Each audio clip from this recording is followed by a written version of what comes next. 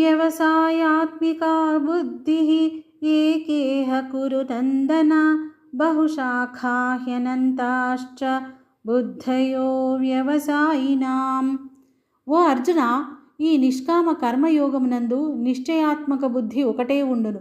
కానీ భోగాసక్తులైన వివేకహీనుల బుద్ధులు చంచలములై ఒక దారి తెన్ను లేక కోరికల వెంట నలువైపులా పరుగులు తీయచు అనంతంగా ఉండును.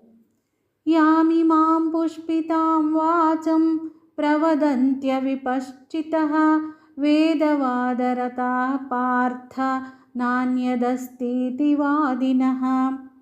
అర్జున, అవిపశ్చితులు అంటే అవివేకులు. వీరికి వేదం ప్రతిపాదించిన సకామ కర్మలయందే ప్రీతి, ఫలభోగమునందే ఆసక్తి, స్వర్గాన్ని మించింది మరొకటి లేదని పువ్వులు పరిచినట్లు రమణీయంగా వాదిస్తూ ఉంటారు. కామాత్మాన స్వర్గపరాః జన్మ కర్మ ఫలప్రదాం క్రియా విశేష బహుళాం భోగైశ్వర్య గతిం ప్రతి. ఈ అవివేకుల మనస్సుల నిండా కోరికలే ఉంటాయి. స్వర్గమునందే వారికి మక్కువ. భోగాలను, సంపదలను పొందే మార్గాన్ని చెబుతూ ఉంటారు. అవి అనేక క్రియాకలాపాలతో కూడి ఉంటాయి. పైగా జన్మ అనే కర్మఫలాన్ని అందిస్తాయి. భోగైశ్వర్య ప్రసక్తానాం తయాపహృత చేతసాం వ్యవసాయాత్మికా బుద్ధి సమాధౌ న విధీయతే.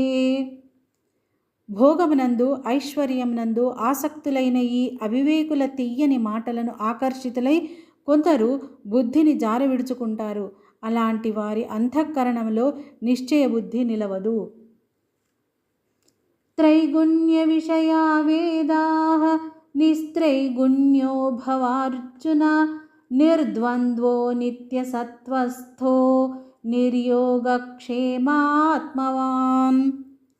ఓ అర్జున, వేదాలు సత్వరజస్తమో గుణాల కార్యరూపమై సమస్త భోగాలను గురించి, వాటిని పొందటానికి చేయవలసిన సాధనలను గురించి ప్రతిపాదించును. నీవు ఆ భోగాల యందు ఆసక్తిని వదిలిపెట్టు.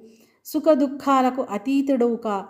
పరమాత్మయందే మనసు నిలుపు. యోగక్షేమముల కొరకు ఆరాటపడకు. నీ మనస్సును వశమునందు ఉంచుకో.